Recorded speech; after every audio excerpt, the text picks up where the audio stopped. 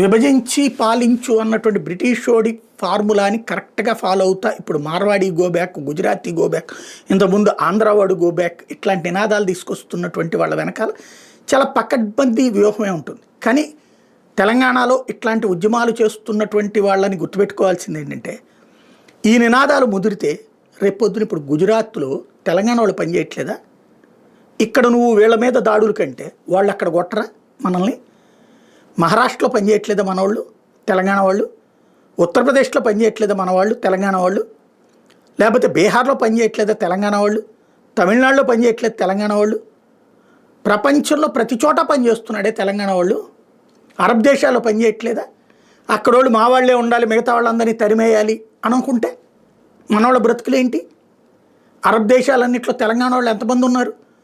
పెద్ద పెద్ద వెంచర్లే చేయాల్సి వచ్చింది కదా ఆయన కోసం అని చెప్పేసి. అప్పుడు కేసీఆర్ అయినా, కేటీఆర్ అయినా, ఇప్పుడు రేవంత్ రెడ్డి అయినా, మరి వాళ్ళందరినీ తరిమేసే పరిస్థితి వస్తే అప్పుడు ఏం చేద్దాం?